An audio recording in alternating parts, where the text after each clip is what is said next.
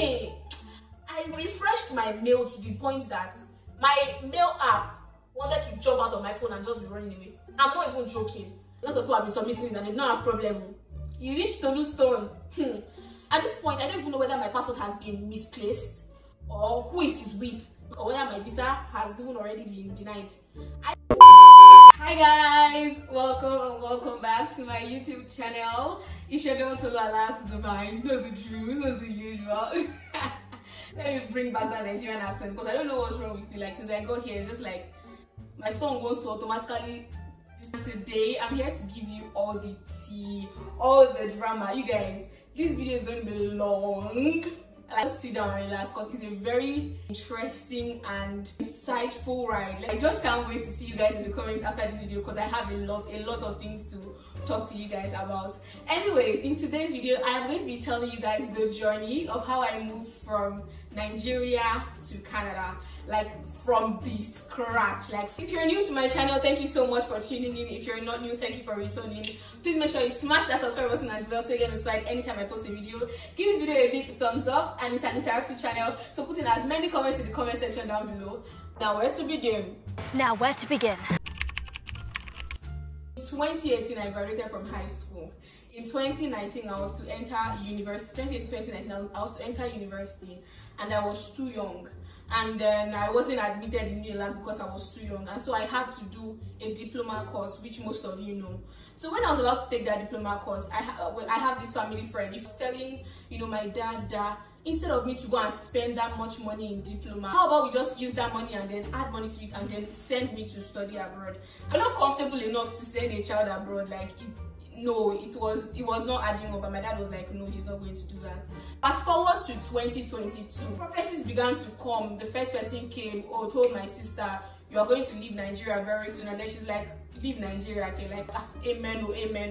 Another person too came. He said he's seeing international opportunities and stuff like that. So prophecies just kept on coming, and then all of a sudden my aunt called my mom. My mom called my aunt, and then was asking her that, this whole traveling thing, that all of a sudden, like, God is just bringing it up, like, is it worth it? And my auntie started encouraging my mommy and was like, let your children go. And then my mom called our family friend, the hype woman, and she was like, Shebi, I've been telling people these things since, let them go. And so it was like, all of a sudden there was pressure from everywhere, both external pressure and internal pressure, because we just felt like it was time to move. I guess that was it. And then we just now started thinking about it. And then by the time we tell my daddy is like, okay, laughing wrong, bro, like September 2022 was when we started looking for schools and everything. We were trying US. We wanted to travel to US to do our bachelor's. The first thing we did was that we started looking out for schools. We did our research by ourselves, did everything by ourselves. We go online, we check for schools that are good for international students in US, schools that have, like, their area is conducive, schools that area has jobs for international students, schools that, we picked out the main point, the most important things that we felt like somebody that wants to travel abroad should know or should be intentional about. And then we went online and did our research, and then we found schools, and then we narrowed it down to 3. And so we applied to 3 schools. Was it 3 schools or 5 schools? I think we applied to 3 schools that had, like, application fee, and then 2 that did not, something like that, because we applied to quite a lot, but it's not everything that we paid application fee for. And so we applied, and then we got admission. I got admission into like 3 schools. My older sister got admission into like 3 or 5. She even got scholarships. Time for the US visa. For the US interview, we joined a lot of group chats. There are group chats out there that they like work interview, US visa with clinical, US visa with clinical, and those group chats basically is, there are people there that are in the US. They have gone for US visa. Some of them have gone more than once, twice. So they know what the visa officers are looking out for. They know what you should say, what you should not say, how you should craft your words, how you should present yourself, everything. They know how, like, they know about it, and so they will give you everything about it. So there were group chats like that, and we joined the group chats, and then every night by 8 p.m. they would have mock interviews, and we're not the only ones. People are plenty on the group, and so all of them will come to the group, and they they will have mock interviews, and then they will not tell them, okay, this thing don't say like this, they will deny you, this thing don't say like this, they will deny you, blah blah blah blah blah. How about you go and build up on this, build up on that? So it was very, very, very insightful. Other than that, my aunt herself coached me like one-on-one interview session. She'll tell me, look into my eye if you want to talk to me. If you don't look into my eye, I'm going to think you're not confident. She'll tell me, when you are speaking, speak with passion. You can gesticulate if you want. She'll tell me, when you want to say something, you can tell a story. White people they like stories. They feel like stories makes it more relatable, and then they would know that, oh, what you're saying, you do not just cram it, you mean it from your heart. You know, she has been living with white people, so she knows the way they are, the way they reason, the psychology. And so we went ahead, we booked interview dates and whatever. But the problem with US is that you will not get it. You might not. Let me not pray bad prayer for you. You will most likely not get dates. Right now, the date for the date if you want to do a US interview is already in 2025, like May, I think. So if you want to travel to study and you're waiting for interview dates in 2025, how about that? Now there is something else that they call emergency dates. That's an emergency, like they'll give you a date that is really close by because maybe your school is supposed to resume in January or whatever. But that emergency date is not everybody that they give it to. They only give it to, I don't even know what the criteria is, but they just don't give everybody. That's another thing. So we applied for the US interview. I got an emergency date. My other sister did not get emergency dates. They got the interview. We booked a hotel close to the embassy the night before, and then that next morning, my interview was like 7 a.m. So I got there like really, really early. I shall wait for the interview. By the time I got there, now if you're on this group chat where they're talking about US interview, there's a man that they always call the bald man. Like, you must have heard about the bald man. Everybody hates the bald man. So basically, the guy is just wicked. He's just mean. He doesn't want to hear what you have to say. In his mind, once he sees you, he has already denied you. Now it's going to take you saying something exceptional, or you just going there with charm, or you just going there with exceeding grace. That's going to make him to give you. That's it. Once he has seen you, he has denied you. That's actually it. So this bald man now, because he denies very fast and he doesn't even know how to talk, like once you're talking, he'll just cut you off. He's lying, like, because there's a way they used to arrange people to enter other people's line. This bald man's line moves very, very fast, because 5 seconds and he's done with your interview. He has already given you blue paper. Blue paper means go back to your country. White paper means you are welcome to our country. So 5 minutes, 5 seconds, this guy has already given you blue paper. So his line is always moving very, very fast, because he's always denying people. Everybody is scared of the bald man. Everybody does not like the bald man. That was how Tolu Alakaba went to the interview, and guess who they asked Tolu? They asked to interview me, the bald man. I tried my best to avoid it though. When I even saw space there, I said I was not going to move. I stood where I was. That man was like, move. I was so annoyed. I'm like, I saw the space. I don't want to go to the bald man. The guy was like, I was pissed, but then I was like, oh, I'm not going to be scared of him. Like, is it greater than my God? No, let's go ahead. Whatever he wants, I'm going to, do. And then I got there. The guy was even coughing. I think Nigerians are already sent sickness to this man. The guy was coughing so terribly. I was telling him sorry. And there are basic questions that they can ask you. They had already prepared for like all the possible questions, like a lot of them. And so when the questions he was asking me, I was expecting them already. And then he was like, oh, what school are you going to? I told him, there's a format you're meant to say it. They say, what are you going to US for? I'm going to study a bachelor's in this art, this so university. Like, there's a way you will structure your sentence that they'll be like, okay, so she knows what she's saying. I told him everything, and then we were having a conversation, and then the guy asked me why my course. And then I remember when my answer was like, oh, if you want to talk to them, like, make it personal, tell a story. And I was even telling the story, and I was talking to the barber, and the barber was nodding his head when I was telling him why I want to study software engineering. And in my mind of minds, I was like, this guy's already giving me the visa. Because I was the first person that I saw that he nodded his head to, like, normally when you're talking, you just be pressing the computer as if he doesn't care. But for the first time, he actually turned to look at me, and then he was nodding his head as I was talking, and I was like, oh, I think I've gotten this visa. Like, that was just what was in my head. And because that man is just a very wicked psychopathic man. He asked the one question that he knows will throw me off. Have you ever traveled out of Nigeria? And I was like, oh no, I've not traveled. I haven't had reason to travel. Okay. Then he now asked, you have an elder sister, where is she? I said she's at the University of Lagos, because she had not yet done interview, she had not yet traveled. I was like, oh, she's at the University of Lagos. So he probably just looked at it and was like, you've not traveled out of Nigeria before. They did not send the elder sister to travel. You are the first person that they will send to travel. You are not the only child. You are 4 children. Why is it you that they are sending? Do you understand? And you that you are not, like, you are young and you've not traveled out before, how are you supposed to cope if you don't have any elder sister in the US? That was what I thought. That was how I felt, because that was when he just like like before, like, he was agreeing with me and everything, but that was the moment that he was just like and then he stretched his hand and gave me the blue paper and was like, oh, I'm so sorry, I will not be able to approve your visa. I said, okay, no problem. I entered the car. On the way home, God knows I was not sad, because I know I did my best. Like, what else do you want me to do? I cannot come and be lying to you or anything. I just knew that God did not just want it to happen, because I had prayed, I had prepared. But first, I was like, oh, that's done. It was started off as a joke. Let's try Canada, let's try Canada. And then the next thing we knew, we were actually trying Canada. My sister went on Instagram, she was trying to check all this Canada, this. And you know the way the algorithm works, when you search for something, they're going to continue to recommend things like that to you. And so in the process of that, they now recommended an organization called IDP. My sister came across them, she messaged them, sent them a mail, whatever.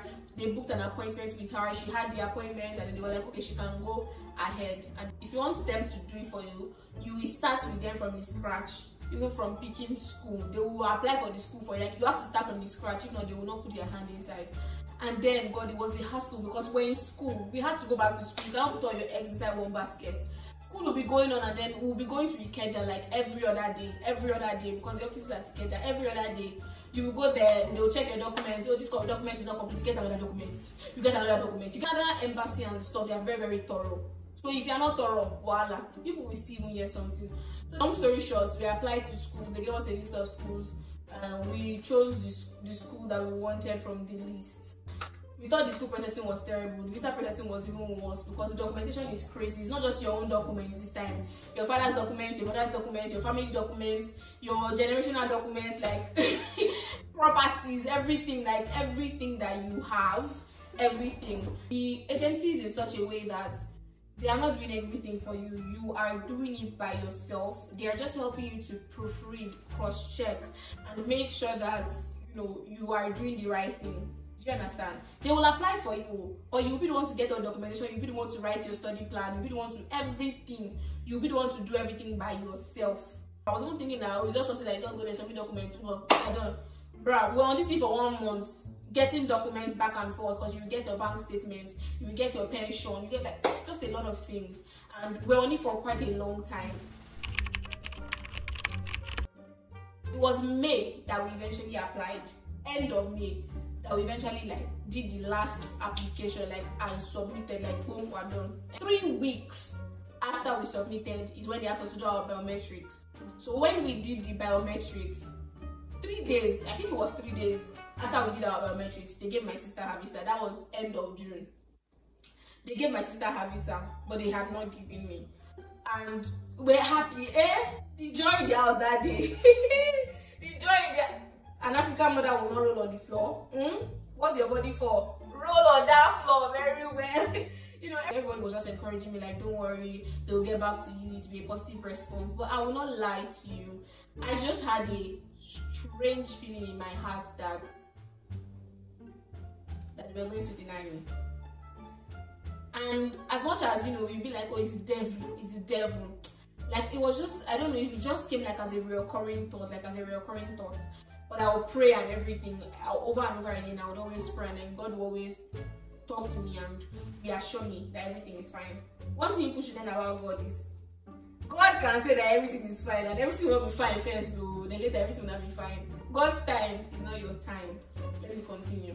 So July 4th, in the evening, I received a mail that, a message was waiting for me on my application portal, like Canada would always say. And by the time I went there to check it, I saw that they denied me the visa. I just picked up my phone, like immediately. I called my friend Tolu. I told her, and then, you know, because I didn't even know what to do. I just really needed somebody to encourage. Just say something to me that would make sense. That was all I wanted to hear. I finished calling her. My mommy was not at home. I waited for my mom to come back. I don't want to call her by the phone and break that kind of news to her before I would just cause for that while. She came back. I went to the shop. I told her, mommy, they sent me a message. She was like, what's the message? What's the message? Everybody was so excited. Like, everybody was so sure that they were going to give me, because what do you mean denied? Like, they've already given my sister. And then I told her that they denied me, and she was like, it's a lie. She thought I was playing a prank on her. I'm like, I'm not joking. She looked at my face. She looked at my face very well. She was like, oh, this girl is not joking. Oh. Kilo, what she said? Kilo, so I said that they said something about my documentation, that I have unauthentic documentation. She was like, no, that's a lie. All your documents are authentic. Like, you and your sister applied with almost the same document. It's only the personal documents that are different, and I don't have any not authentic document. Mom was like, no, that's a lie, that's a lie. She was like, oh, let's call Precious. Precious is my agent. Let's call Precious. So let's call Mommy Temi. Let's call the people that we know that know about it. Let's call them and everything. She was making calls. I was just not even in the mood. I was just like, why are you frowning now? At some point she was shouting at me. I'm grieving, let me grieve. So just shouting at me that, why am I frowning? Have I given up like that? This morning I've already given up. Why am I like this? All the old drama. She answered where I was. I didn't even care about anything that she was saying. We decided to apply for a GCMS note. A GCMS note is a note that you are asking the Canadian embassy what is going on with my application.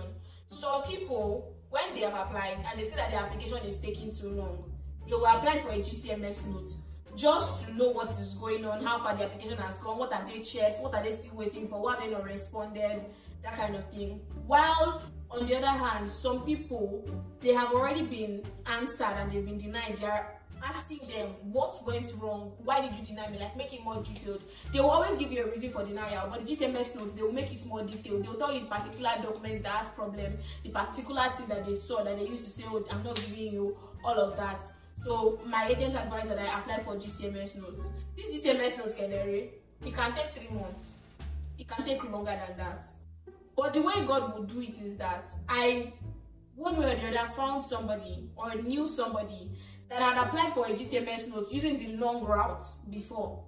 And he waited for the longest time and they did not respond to him.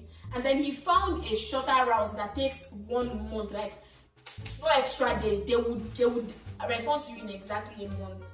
And then he applied it for it. So basically, the first one is going through CBS and the second one is going through IRCC. The one going through IRCC is the longest one that takes a long time. The one going through CBS, exactly 1 month, they will respond to you.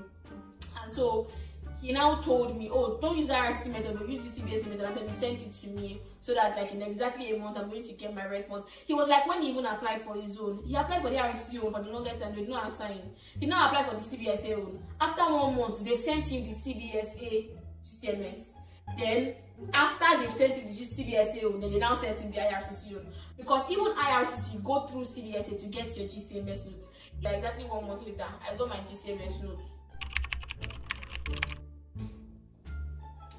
So this is why I was denied.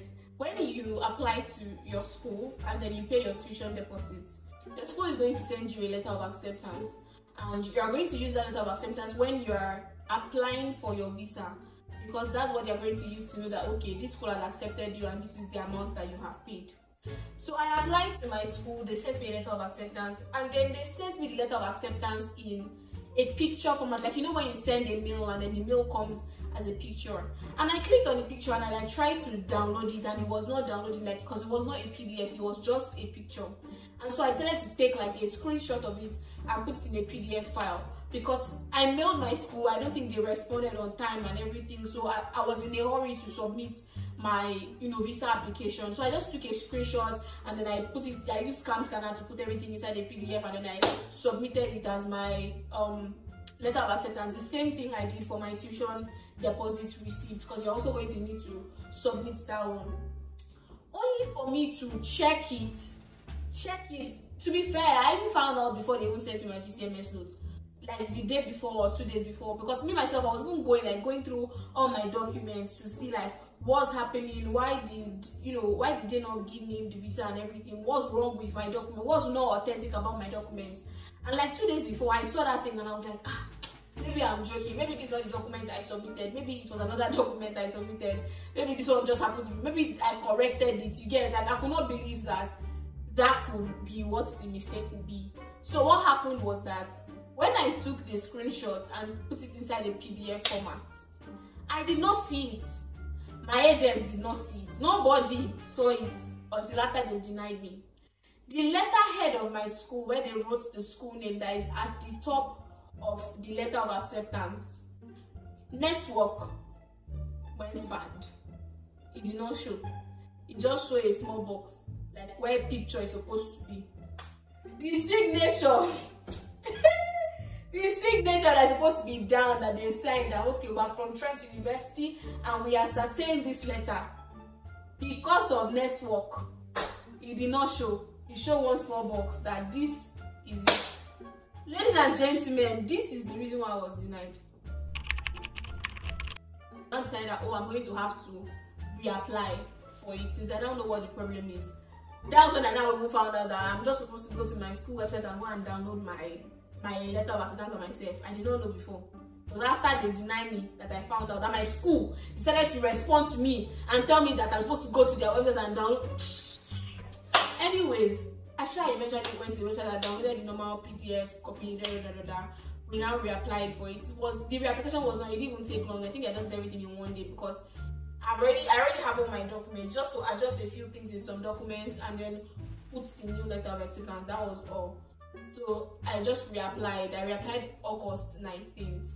Meanwhile, on their website, they tell you that it's supposed to take 7 weeks for them to respond. Like if they don't respond to you in 7 weeks, hey, you can start getting worried. But before that 7 weeks, you are still on track. So first, during when we applied the first time, 3 weeks they told us to come and do our biometrics, and then a week after they responded to us. So it just took us like 4 weeks. And I'm guessing it's because like the crowd wasn't that much, like because you can know from the application number like what number you are. And by the time I reapplied the second time, my application number, see my first number, like from Nigeria to Canada. That was how I knew that by next year Nigeria will be empty. There's nothing you want to tell me. First week, nothing. I was still kind of like strong in the faith. Second week, nothing. Third week, nothing. Meanwhile, as the week was passing, my strength kept on failing me because I was getting weaker and weaker and it was getting worse and worse. And because these people would only respond to you Mondays to Friday. So Monday to Friday, I'll be excited. I'll be anticipatory. But by the weekend, that they're not required to be Saturday and Sunday, I would be depressed. When I say depressed, like I would not eat, I would not talk to anybody. It got to a point that my mom would always ask me, Yola, talk to me now. Why you look like this? Yola, why are you sad? Yola, talk. Like everybody, they always come and try to encourage me and everything. Man, my family were there for me, Sha. Hey, I refreshed my mail to the point that my mail app wanted to jump out of my phone and just be running away. I'm not even joking. It became a habit that by the time I wake up in the morning, once I open my eyes, I just pick up my phone, I go to my mail, and I reflect. You know when you've refreshed your mail have told you updated just now, and you're like, oh, maybe that just now was not just now, and you refresh again. I was refreshing my mail, like it was like, it became an addiction, a habit, like I'll just keep on refreshing it. And then when I refresh it and I don't see anything, I'm like, oh, maybe it's because they've sent me mail before. Maybe email has accidentally taken it to the junk folder. I'll go to my junk, I'll refresh, nothing.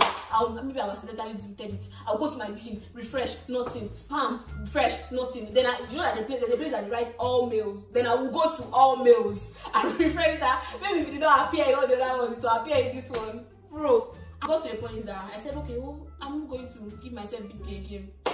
Me and my sister, we carried that app, like that email address that they used to send it to, because we know it, they sent me mail before. We took that email address and then we put it as VIP.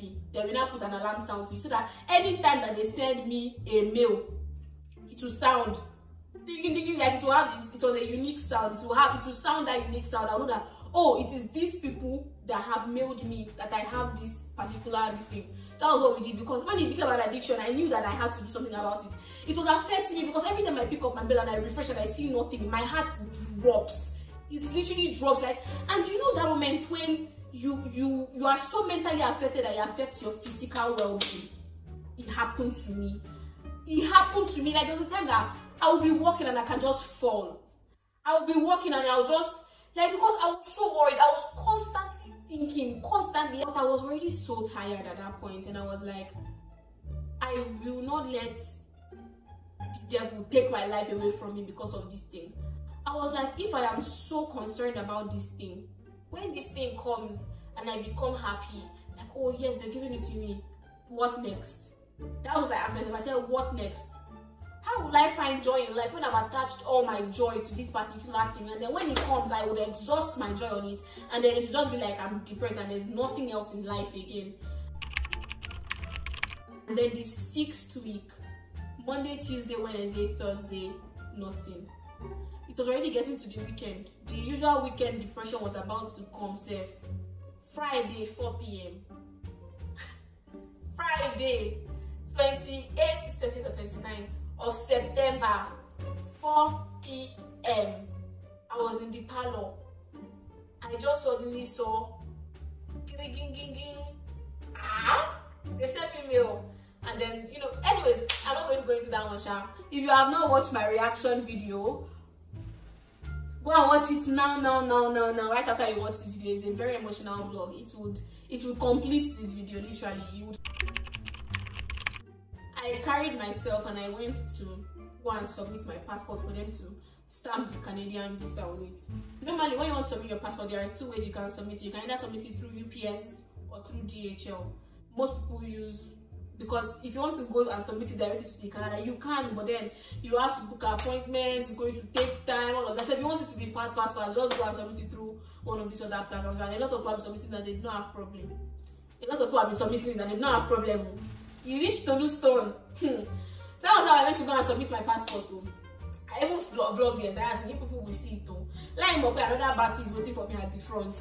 I submitted it. Meanwhile, normally when you submit your passport, the Canada embassy, maybe at least latest by the next day, they will send you a mail that they have received your passport from UPS. Then after a week, they will send you another mail that, oh, your passport has been taken to Abuja for stamping. And then after a few, maybe like 2 days, then they will send you a third and final mail that your passport is back in Lagos and is ready for collection. That's what it usually is. Maximum 2 weeks, 3 weeks, they should have gotten back to you. At the same time, IRCC, which is where they are carrying it to in Abuja for stamping, it has already been written when they asked you to come out of passport. They wrote it there that if we don't receive your passport within 30 days from this day that we sent you the mail to come and submit your passport, we will deny the visa that we have already given you. It's already a fact. Okay. I went to go and submit my passport almost immediately, like the next day, at UPS. UPS, I tracked it and I already saw that, oh, my passport had been delivered to Canada office, which is VFS. VFS, week 1, did not send me any mail that they have received it from UPS, which is the first mail that they're meant to send almost immediately. They didn't send me any mail that they've received it from UPS. Week 2, they didn't send me any mail. Week 3, at this point, I was already so worried because 1 month, and if they've not received it at VFS and they've not sent it to Abuja, they can deny the visa that they've already given. Which kind of denial is that one? That they've already given you the visa, yeah? So I mailed. I looked for all the mails I could find online. I sent mails, sent everything, to the point that one time they even told me that my mail went to VFS India. One time my mail went to VFS Ghana, South Africa. Like, all the mails I saw on the internet, I was not finding Nigerian mail there. And I mailed, nothing. All the numbers I saw, I called, it was not going through. They were all inaccessible, all of them. I called UPS, that maybe it's UPS that have not delivered to VFS. That's why VFS have not sent me any mail. I called UPS, that guy was even so rude to me. It was like, am I VFS? Well, I've already delivered it. If you see that we've delivered it, I should not stress him that he's not VFS. VFS did not respond to me. 4th week had already come. It had exceeded 1 month that I submitted my passport, and these people had not sent me any mail that they had even received it. At this point, I don't even know whether my passport has been misplaced or who it is with, because both of them are just passing into each other, or whether it has been stamped, or whether my visa has even already been denied. I even sent a mail to IRCC themselves to tell them that this is what's happening. Oh, I have carried my passport, I've submitted it to VFS. If it doesn't get to you in 1 month, it is not in my hands. I have submitted it. It's not with me anymore. Because I heard that, you know, IRCC, they just want to know what is going on, so they can make an exception for you if you have explained to them beforehand and everything. All of that, but I was so worried. Like, I was like, can the devil be any worse? Like, when you think all is said and done, like everything you are done, like devil just like, nah, I'm not done with you. I found out that you can do like a live chat with the VFS office. So I now decided to do a live chat. I now sent a message to the person. I explained my predicament. This is already a month. Please help me. Let my visa not be denied. Blah blah blah. The person told me I should go back to go and meet UPS.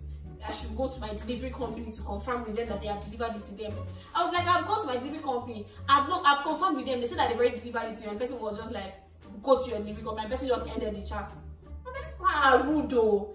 Second person, same thing. Third person, same thing. The mail I sent to them, they responded me, same thing, saying that I should go and confirm with my delivery company. And I've already confirmed my delivery company. I was really tired at this point. I was like, what am I going to do? I don't even know whether I even have passport again at this point. And then my mom was like, I should try again. This time around, the kind person who answered, we shall pray. And I'll try it again. It was this particular lady that responded this time around. And then I was like, I explained everything to her. But this time I was now even more specific. I told them that UPS collected it also so day, and they told me that they delivered it to Miss Bimbo Kiniko at 10:29 a.m. Like, I wrote the exact thing that they wrote on my tracking, whatever. I sent her the tracking ID and everything. And then she was like, oh, what's your full name? Like, that was all she just asked. What's your full name? And I said, Alaka Batoluwani Flourish. And then after a while, she responded and said, your passport has been stamped and is ready for collection. And these people did not send me one single mail. They didn't even tell me that they had even collected it, that it was even with them. So now, imagine that passport got misplaced or got stolen or something happened. There will be nowhere to track it to and say, this is... Everybody is just going to push you around until nothing is done anymore. I don't understand the way things work in that country. Even though maybe you might not, I know that it is more spiritual than physical, because I know what my eyes saw. When I saw it like this, I went to meet my mommy. I said, Mommy, the lady said that my passport is ready for collection. Mom was like, thank God. She was even happy that, everybody was happy that, thank God, you finally, everybody was already scared. I just started crying. Me that I could not cry. She I thought that I couldn't, like, tears could not come out of my eye again. I cried so much this year to the point that at some point I did not know, like, I would be hurting, I would be in pain. Tears would not come out. I didn't know how to cry again. I was too exhausted to cry. And mom was like, why are you not crying? She is a good thing. She didn't feel the passport. I was crying. I was like, Mommy, what do you want me to ask? How do you want me to explain? Because by then I've already filmed a reaction video. I've already told everybody that my visa was approved. That reaction video is, I filmed it after they approved the visa. The day they approved my visa. Do you understand? So it's not as if I filmed it after I collected my passport. I've told people that they've given me. Everybody was already expecting me to be in Canada. How do you want me to now tell them that they denied my visa because they did not receive my passport on there? I was just crying and I was like, Mommy, what do you want me to tell them? Mom was just smiling because it was funny to her. It was funny because I never cry in front of my family. I never cry in front of people. I don't like it. I'm but like, I'm kind of emotionally distant. I'm introverted, so I don't want you to find me emotional. You won't catch me on fresh like that. But that day, more fresh, more to stay. The next day, before the sun even came out, I was out of my house to go and collect my passport. Before anything will happen, and I'll hear any shalaye again. Like, I was so done with everything. I collected my passport. You think that is all? You did not see my travel prep? Few days before I will come to this Canada, but to fall sick. If you like tell me that life is not spiritual, if you like don't know God and don't start praying and don't know what you're doing with your life, the enemy will frustrate you. I know what my eyes saw. It's because I'm not saying everything. That was how the entire process happened, and then I went and I collected my passport, and here we are in Canada. Yeah. If you want to have any questions, I'm going to put up a link on my YouTube, and you'll be able to click on the link and ask me questions anonymously, and I'm going to be answering as many as I can. I'm going to film an entire Q&A video, and I'm going to answer all of your questions. I hope you guys enjoyed this video. If you did, please don't forget to give this video a big thumbs up, share to somebody that it will bless and somebody that will be inspired and, you know, would learn to trust God more, even via my testimony. Share, subscribe, and I'll see you guys in my next video. Bye guys.